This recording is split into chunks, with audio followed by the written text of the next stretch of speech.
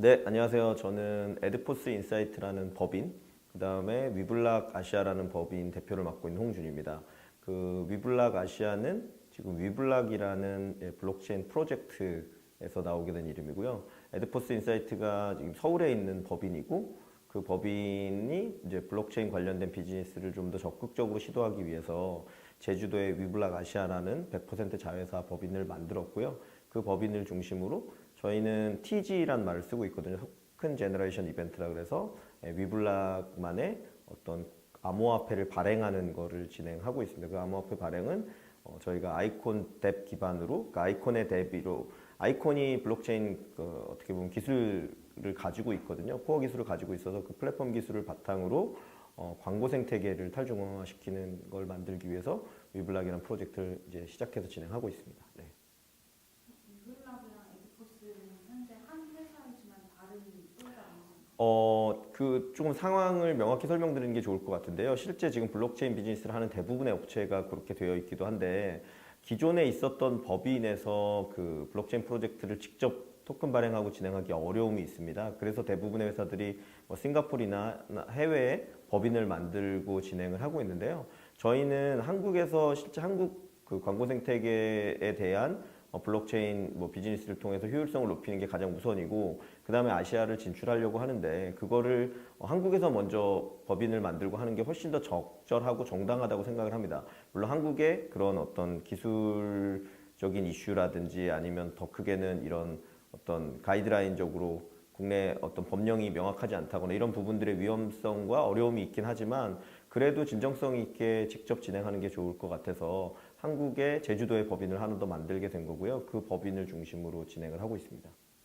그 광고 생태계를 만드신다고 하셨는데 실질적으로 아니면 좀 더 구체적으로 어떻게 구성하고 계신가요? 네, 왜냐하면 광고는 그 예전부터 있어왔죠. 오프라인에서도 광고가 있었고, 온라인에서도 광고가 있었고, 특히 인터넷 광고 혹은 뭐 모바일 광고가 오면서 더 많은 곽광을 받게 됐습니다. 그 이유는 쉽게 얘기해서 디지털 광고는 기존에 있던 광고에 비해서 측정이 쉽다고 얘기하거든요. 광고 비용에 대한 효율을 측정하고 그 광고 비용에 대한 성과를 측정하는 것들이 훨씬 좋아지고 있는 게 사실이에요. 또 한 가지 이슈는 광고 생태계가 인터넷이나 모바일에서 만들어지면서 다양한 분업화가 일어났거든요. 그래서 저희 입장에서는 그걸 이제 어떻게 보면 파편화라고까지 얘기를 하고 있고, 너무 많은 플레이어들이 각자의 역할을 하다 보니까 실제 예를 들면 광고주가 광고비 100을 집행을 하면 실제 광고 성과를 내는 이용자라든지 퍼포먼스를 내는 쪽에서는 1, 20밖에 안 돌아가게 되는 거죠. 그건 왜 그러냐면 뭐 대행사라든지 랩사라든지 어떤 트래킹하는 회사라든지 중간 역할을 하는 미들맨들이 소위 말해서 엄청나게 많이 생겨나게 됐어요. 그래서 실제로 효과적인 면도 많아졌지만 이 퍼포먼스나 이런 것들의 어떤 성과를 나눠 갖는 쪽이 많아지면서 실제 광고 효율을 나타내는 사용자 혹은 광고 효율을 실제 만들어낸 사람들에게 돌아가는 부분들이 의외로 더 적어지는 그런 일들이 발생하고 있기 때문에, 여기에 이제 블록체인 기술을 도입하게 되면 기본적으로 광고주가 뭐 집행한 금액에 대한 그것들 투명하게 알 수 있고, 그런 것들이 어떻게 배분되는지 그리고 이용자에게 얼마나 돌아갈 수 있는지를 투명하게 알 수 있기 때문에 기본적으로 이 블록체인 기반으로 하게 되면 효율성이 높아진다고 저는 생각하고 있고요. 하나 더는 그렇게 기본적으로 내용들을 투명하게 알게 되는 것뿐만 아니라 부가가치가 높아져야 되잖아요. 근데 이 부가가치의 핵심은 결국 저희가 토큰을 발행함으로써 이 토큰이 가진 부가가치를 이용자, 아까 실제 광고 성과를 내는 이용자들에게 나눠줌으로써 그 부가가치를 더 높일 수 있다고 생각을 하고요. 그렇게 되면 이제 궁극적으로는 이용자가 퍼포먼스에 대한 보상을 많이 받게 되고, 광고주와 이용자가 그 내용들을 맞춰서 진행할 수 있게 되면 자연스럽게 중간에서 큰 역할 없이 어떤 수수료나 이런 것만 가져가던 미들맨들은 줄어들게 되거든요. 그렇게 되면 효율이 더 높은 광고 생태계가 완성될 수 있기 때문에 저희는 기본적으로 그런 방향성을 지향하고 있습니다. 그러면 이제 블록체인의 어떤 부분에서 어떤 장점이 네, 광고하고 접목을 했을 때 좀 더 나은 부가가치를 만들어낼 수 네, 있는지 자세하게 네, 네. 조금 앞에 설명드린 게 전반적인 원론이었으면 조금 더 구체적으로 말씀드리면, 아까 말씀드린 것처럼 지금 광고를 집행함에 있어서는 다양한 단계를 이 모바일 상에서 온라인 상에서 거치도록 되어 있고요. 그 단계를 거칠 때마다 어떤 비용이나 수수료 구조가 많이 발생을 하는 거죠. 이제 그런 부분들이 아까 광고주는 실제 뭐 100원을 냈는데 이용자에게 돌아가는 거는 1, 20원밖에 안 되는 수준이 되는 거고 그 중간에서 이제 사라지는 돈들이 있는 거죠. 그럼 이제 그 부분을 이용자가 실제로 받아갈 수 있게 해주면 어떤 일이 일어날 거냐면요. 이용자들은 그동안은 내가 앱을 다운로드 받으면 100원 정도의 어떤 효율적 가치만 있구나라고 생각을 했는데 실제로 아까 말씀드린 것처럼 중간에 7, 80% 사라졌기 때문에 1,000원의 가치가 있는 거거든요. 그럼 이용자 입장에서는 그동안은 100원, 200원밖에 못 받았었는데 이제 1,000원을 받을 수 있게 되는 거죠. 그 1,000원을 받으려면 아까 중간에 있는 미들맨들이 없어져야 되는 거기 때문에 처음부터 저희가 그렇게 할 수 없으니 저희가 발행하게 되는 토큰으로 그걸 보상을 해주게 되는 거고요.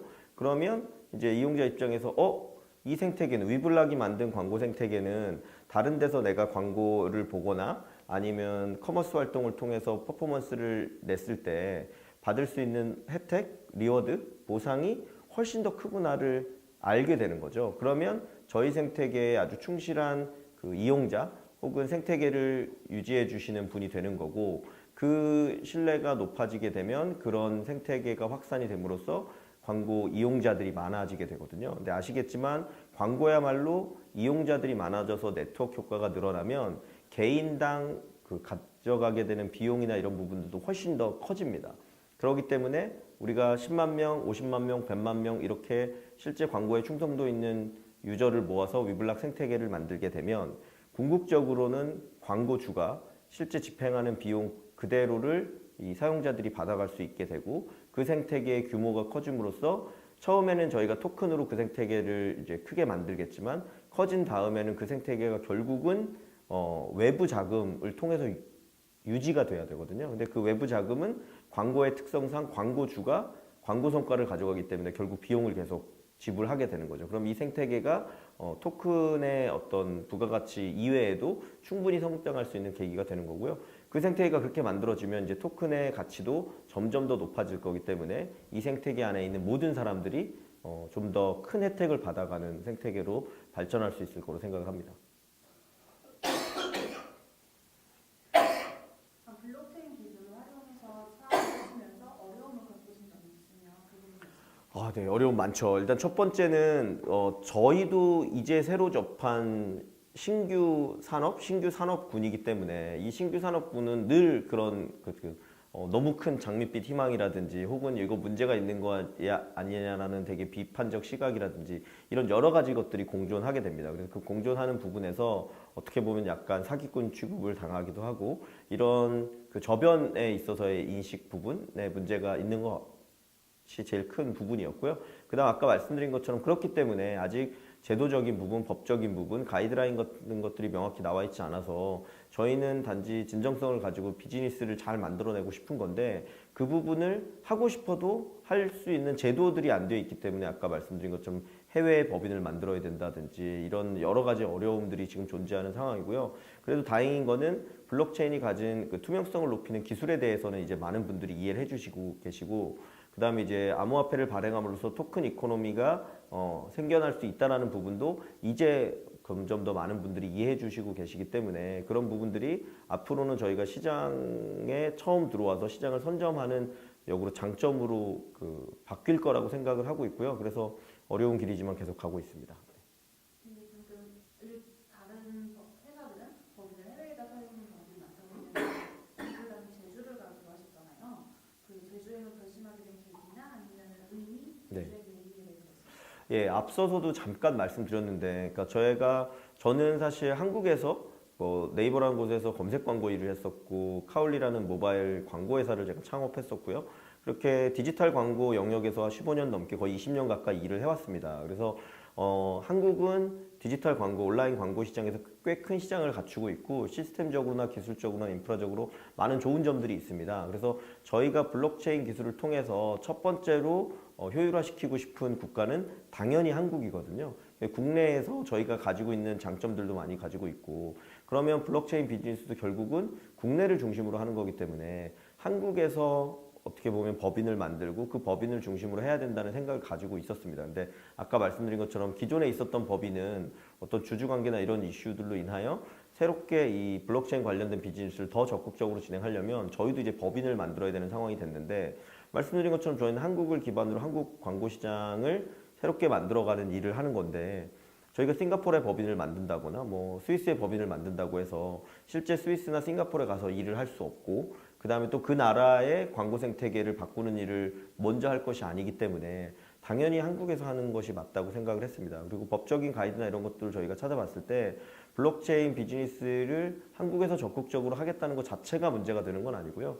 거기에 이제 어떤 토큰을 발행하고 그 토큰을 불특정한 일반인들에게 판매하는 부분들이 문제가 되는 거기 때문에 그 부분들에 대해서는 법적 가이드라인이 나오면 당연히 준수를 하려고 하고 있고요. 그 가이드라인이 없다라고 하면 저희가 적극적으로 판단해서 법적 가이드나 문제가 되지 않는 범위 내에서 투명하게 저희의 비즈니스를 공개하고 진행하고자 한다고 하면 한국에서 당당하게 하는 게 좋겠다라고 생각을 했고요.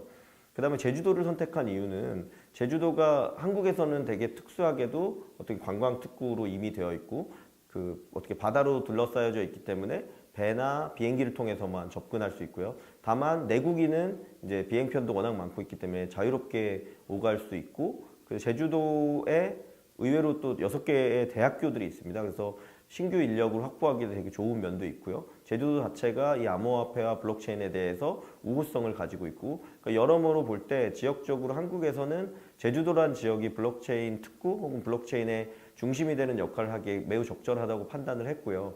저희가 지금 한 50명 정도 멤버들이 일하고 있는데 젊은 멤버들이 일하고 있기 때문에 그 멤버들 중에서는 제주도에서 일해보는 게 꿈이고 로망인 친구들도 많이 있거든요. 그럼 여러 가지 장점들이 제주도에서 했을 때 가능하기 때문에 서울과 제주도를 이원으로 저희가 운영하게 되면 훨씬 더 부가가치가 높을 거라고 생각을 해서 진행하게 됐습니다. 블록체인 회사들이 처음에는 플랫폼 기반이 많이 이슈가 됐던 것 같은데 지금은 디앱들이 많이 네. 이슈가 되고 있어요. 그 디앱의 중요성들에 대해서 한번 말씀 주세요. 네, 그 말씀하신 것처럼 플랫폼 형태의 그 기술 기반을 가진 회사들은 계속 늘어날 수는 없습니다. 왜냐하면 뭐 예를 들면 뭐 인터넷이나 이런 거에서 보면 뭐 검색 엔진 이런 회사들이 구글 몇 개 회사들이 해외에서도 다 뭐 국가를 대표하는 것들은 있지만 뭐 중국 같은 경우 뭐 바이두가 있고요. 아까 미국은 구글이 있고 한국 같은 경우는 네이버가 있고 결국 한두 회사들이 큰 생태계를 새로 열게 되어 있고요. 뭐 예를 들면 모바일에서의 앱 스토어를 볼 때도 구글 스토어와 애플 스토어가 양분해서 가지고 있듯이 이 플랫폼을 기반으로 한 회사들이 그러니까 플랫폼을 기반으로 한 어떤 재단이나 이런 서비스들이 제일 그 처음에 출시됐다고 보시면 될 것 같고요. 그게 뭐 이더리움 생태계가 가장 크다고 볼 수 있고 그에 관련된 다른 생태계들이 존재를 하는 거고요.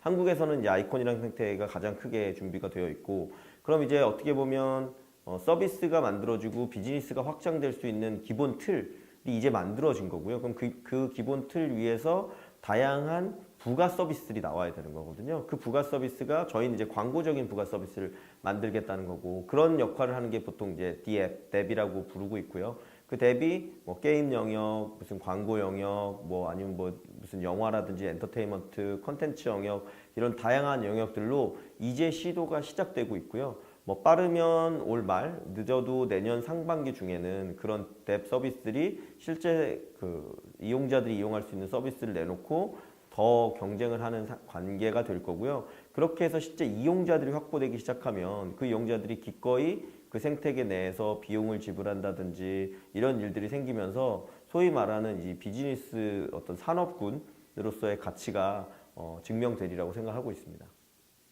그러면은 이제 광고 디앱을 하시는 입장이신데 한국 혹은 이 디앱이 활성화돼서 세계까지 나아갔을 때 광고 시장 자체가 어떻게 변하게 될지 그냥 전망합니다.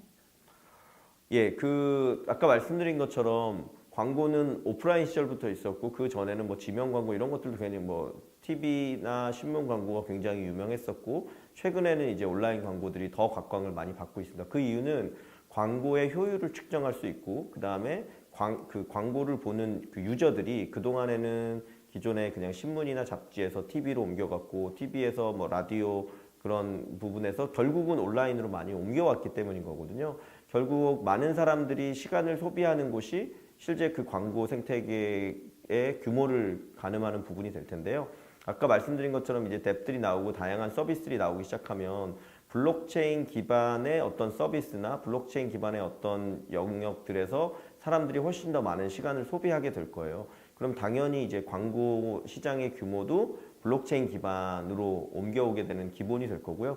게다가 아까 말씀드린 것처럼 블록체인은 그런 투명성 이외에도 토큰 이코노미를 가지고 있기 때문에 이용자들이 받아갈 수 있는 부가가치가 그 전에 있었던 오프라인이나 온라인 광고보다 더 커지는 경향을 가지고 있거든요.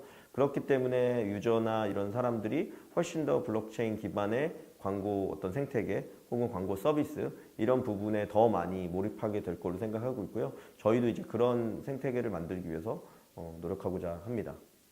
리블락이 생각하는 근미래 3년이나 5년 정도 후에는 리블락은 어떤 위치에서 어떤 일을 하고 있을까요?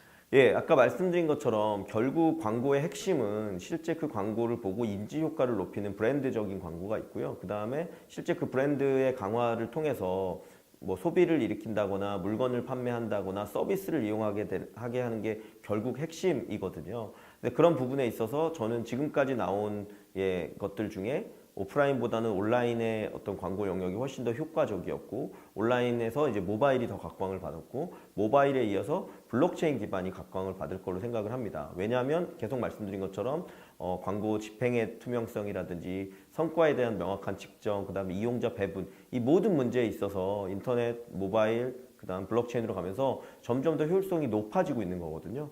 당연히 그런 쪽 시장이 더 큰 시장으로 구축이 될 걸로 생각을 하고요. 위블락은 그 시장을 한국에서는 최소한 최초로 선점을 하려고 하고 있고요.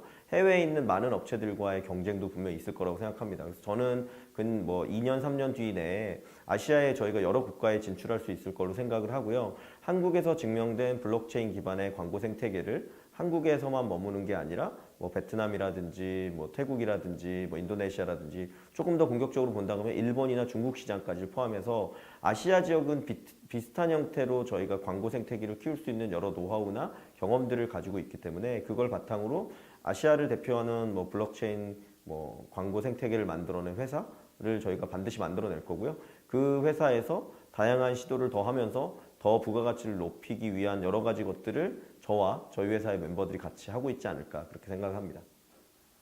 리블락을 넘어서서 일반 블록체인 자체가 저희 같은 보통 사람들, 일반인들한테 일상화가 상용화가 되었을 때 이제 미래의 일상이나 생활이 어떻게 변할지 좀 궁금합니다. 예, 지금 말씀 주신 거에 대해서는 좀 뭐 철학적이고 원론적인 답변을 드릴 수밖에 없을 것 같은데요. 그럼 블록체인 기술이 가지고 있는 가장 큰 장점은 뭐냐라고 얘기하면 저는 크게 두 가지를 얘기하고 있습니다. 첫 번째는 탈중앙화라는 게 있고 또 하나는 검열 저항성이라는 게 있는데요. 탈중앙화라는 거는 그동안 우리가 이 사회를 생각할 때 혹은 국가를 생각할 때 그리고 인간의 삶을 생각할 때 가장 중요한 요소들이 결국 국가 권력을 바탕으로 중앙화된 삶을 사는 거였어요. 그러니까 중앙화된 어떤 가치라든지 어떤 법적인 부분 이런 것들을 다 이제 관할하는 곳이 있고 거기에 관련돼서 우리가 그냥 생활을 하는 것이 가장 합리적이라고 생각을 했는데 이 그런 권력이나 이런 것들이 나눠지게 되고 그 실제 구성원 모두가 그런 것들을 나눠 가져서 적극적으로 행사할 수 있게 되는 게 굉장히 의미가 있다라는 거를 저희가 탈중앙화라는 개념에서 배우고 있는 거고요. 그래서 탈중앙화라는 형태가 이루어지게 되면 저는 그게 목적이라고 생각하진 않고 수단이라고 생각을 합니다. 그리고 또 하나의 수단 혹은 우리에게 주어지는 것이 바로 검열 저항성인데요. 짧게만 요약하면 검열 저항성은 결국 구성원에 있는 모든 사람들이 자유롭게 자신의 선택에 따라서 어떤 일을 하고 그 일에 대한 뭐 권한과 책임을 충분히 자유롭게 가질 수 있는 거라고 생각하거든요. 특히 예를 들면 뭐 그 언론이나 이런 쪽에 비교해서 말씀드리면 언론이 어떤 글을 쓰려고 하는데 어떤 기사를 쓰려고 하는데 누군가의 눈치를 보게 되기 시작하면은 그게 결국 자유롭거나 그다음에 공정한 언론의 기능을 하기 어렵거든요. 그런 부분들을 우리가 강요받지 않는 부분이 결국 탈중앙화가 가진 가치, 그다음 검열 저항성이 가진 가치. 그래서 그런 어떤 수단들이 모여서 이 블록체인 철학, 블록체인 생태계가 가진 가장 큰 가치를 만들어낸다고 생각을 합니다. 그래서 결국 블록체인에 대한 어떤 철학이나 내용들을 이해하고 우리가 그런 앱 서비스를 쓰면서 자연스럽게 우리가 예전에는 마치 사람 중에서도 뭐 사람이 천부 인권을 가졌다라는 것을 처음엔 받아들이지 않았지만 나중에는 모든 사람은 동등하고 똑같은 권리를 갖고 서로가 서로를 존대하고 살아야 되는 거를 알게 된 것처럼 근데 그것도 오래됐다고 하지만 수백 년 전부터만 그렇게 된 거거든요. 인간이 존재했던 엄청 긴 기간 중에 수백 년 동안만 우리가 서로를 평등하고 자유롭게 인정해주기 시작했고 그 인정을 좀 더 강화하는 부분이 블록체인이 가진 가장 궁극적 철학이라고 생각을 하고요. 그 철학을 우리가 결국은 받아들이려면 서비스적으로 이해하는 것 그리고 그 서비스를 씀으로써 그런 생각들을 더 자유롭게 하게 될 거고요. 그래서 탈중앙화에 대한 개념을 우리 모두가 그냥 어떻게 보면 그 본능적으로 받아들이게 되고 그 다음에 검열저항성이라는 부분에 대해서도 충분한 가치에 대해서 동의하고 이해하게 된다고 하면 뭐 빠르면 몇 년 뒤에 늦어도 뭐 5년, 10년 내에는 그런 부분들이 지금의 인간의 삶보다 더 자유롭고 뭐 공평한 인간의 삶을 보장하는 어떤 그런 부분으로 블록체인 뭐 기술과 철학들이 많이 이용될 거라고 생각을 합니다. 일반인들이 생각할 블록체인이라고 생각하면 좀 어렵게 느끼는 경향이 있는데요. 이들이 이제 일상생활에서 자기도 모르는 사이에 블록체인 기술을 활용한 객들을 만나다 보면 네. 좀 자연스럽게 그것에 대해서 익숙해질 것 같아요. 네네네. 근데 일상으로 이제 가까이 오기 위해서는 조금 접근이 쉬운 어떤 특정 분야의 프로그램들이 많이 나올 것 같은데 네. 좀 유망하게 보고 있는 분야가 있으신지 궁금합니다. 네, 저는 아까 말씀드린 것처럼 운 좋게도 지난 20년을 겪으면서 인터넷이 큰 새로운 산업을 만들어내는 걸 목도했고요. 그 다음에 모바일에서 또 큰 사업이 나오는 걸 목도했습니다. 제가 그렇게 봤을 때 이 산업군이 특히 IT 산업군을 발전하는 나름대로의 단계가 있더라고요. 첫 번째는 인프라가 확산이 됩니다.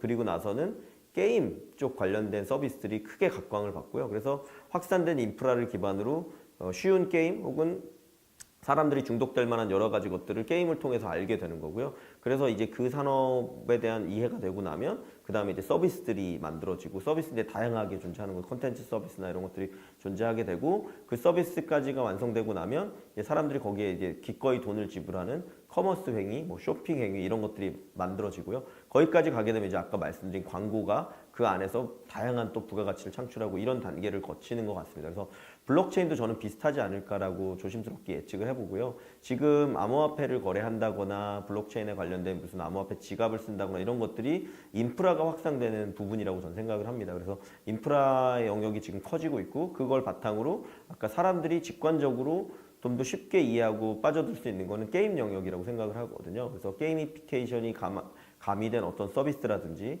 아니면 단순하지만 사람들의 주목을 끌 수 있는 게임들 이런 부분들이 많이 나올 거라고 생각을 하고 있고요. 실제로 이제 국내에서는 이제 그 어떤 암호화폐를 가지고 게임을 하는 것도 사행시 이슈가 있기 때문에 좀 제재되고 있는 부분이 있긴 하지만 전 세계적으로 보면 다양한 게임류의 콘텐츠들이 이미 그 블록체인 기반으로 나오고 있고 또 다양한 게임 회사들이 그걸 더 많이 만들어내려고 하고 있습니다. 근데 이제 그런 부분에서 그 큰 어떤 우리가 직접 보고 즐길 수 있는 게임들이 나올 거라고 그 서비스들이 나올 거라고 생각을 하고요. 하나만 더 말씀드린 것처럼 그 이 관련된 어떤 과정과 히스토리를 명확히 기록하고 이제 어떻게 보면 바꿀 수 없다, 위변조할 수 없다가 블록체인 기술이 가진 장점이거든요.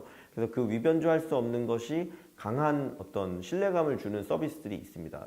그런 부분들에 대해서는 이제 뭐 적용이 되지 않을까 싶습니다. 뭐 가장 일예로는 뭐 그 우리가 무슨 대학교에 무슨 성적 증명서를 뗀다거나 아니면 나를 증명하는 어떤 거를 관공서에서 받아온다거나 이런 것들이 아직도 굉장히 오프라인 시대 때에 있었던 좀 불합리성, 비효율성을 바탕으로 하고 있거든요. 왜냐하면 뭐 동사무소에 꼭 가서 도장을 꼭 찍어야 된다든지 이런 일들이 되어 있는데 그런 부분들이 훨씬 더 신뢰할 수 있는 방법으로 훨씬 더 간편하게 우리가 사용할 수 있는 방식으로 변할 수 있을 거라고 생각을 하고요. 그런 서비스들은 머지않아 뭐 내년 상반기 정도면 충분히 상용화되고 사람들이 많이 사용하게 될 걸로 생각을 합니다. 마지막으로 네. 한국 블록체인 미래에 관해서 혹시 하시고 싶은 말씀 있으면 네. 아까 말씀드린 것처럼 새로운 산업이 생길 때는 다양한 어떤 챌린지가 있습니다. 이 산업이 실제 산업으로 존재하느냐에 대한 불안감, 그 다음에 사기가 아니냐는 여러 가지 것들, 그리고 그거는 충분히 감내해야 되는 부분이라고 생각합니다. 왜냐하면 실제 블록체인도 지금 블록체인 기술이 다 완성되어 있는 것도 아니고 그 기술을 바탕으로 한 비즈니스들은 더더군다나 뭐 예상이나 가정을 하고 있는 경우들이 굉장히 많아요. 그래서 그거 자체를 이제 어떻게 보면 우리가 무조건 이건 맞는 길입니다 라고 얘기할 수는 없는 얘기인 것 같고요. 그럼 블록체인의 미래는 어떻게 될 거냐, 이 사업의 미래는 어떻게 될 거냐, 누군가 늘 말씀하셨더니 미래는 이미 와 있다. 단지 뭐 널리 퍼져 있지 않을 뿐 이런 부분도 있고요. 또 하나는 미래는 결국 이 산업에 투신한 사람들이 만들어가는 대로 만들어지는 거거든요. 그런 요소들이 블록체인 비즈니스가 앞으로 성공할 수 있는지에 대한 중요한 관건이 될 거고요. 그럼 그런 관건들에 있어서 제일 중요한 건 뭐냐? 사람들의 관심이 계속 유지되느냐. 그래서 실제 블록체인 비즈니스를 만들려는 사람들이 더 많이 모이고 더 많이 그 산업을 위한 노력들이 많아지느냐가 하나 중요한 상황일 거고요. 또 그렇게 하기 위해서는 보통 이제 자금이 유입된다는 거, 그 다음에 어떤 정책적인 지원이나 이런 부분. 그래서 자금 유입까지는 그 사람에 대한 관심과 자금 유입까지는 대한민국이 전 세계를 리드할 만큼 블록체인에서 굉장히 좋은 역할 혹은 좋은 위치를 차지하고 있는 것 같아요. 다만 이 정부의 지원이라든지 가이드라든지 방향성 이런 부분들은 전 세계 다른 나라들은 굉장히 적극적으로 함에 비해서 우리나라가 많이 그렇게 하지 못하고 있는 부분들이 있는 것 같습니다. 여러 이슈들이 있겠지만 그런 부분에서 뭐 정부 관련된 부분의 관계자나 이런 분들께서 좀 더 전향적인 자세로 이런 부분들을 이끌어 주시면 전체적으로 IT 산업에서 대한민국이 또 한 번 전 세계를 리드해 갈 수 있는 아주 좋은 기회를 가지고 있다고 생각을 합니다. 그래서 블록체인 관련해서 관심을 갖는 많은 분들이 이 미래가 우리 모두가 꿈꾸는 좋은 미래가 될 수 있도록 다 같이 관심을 가져주시고 열심히 노력할 수 있도록 해주시면 좋을 것 같고요. 저희는 그 안에서 좋은 성과를 증명하기 위해서 최선을 다하고 좋은 결과를 꼭 만들어내도록 하겠습니다. 네, 감사합니다. 네, 고생하셨습니다.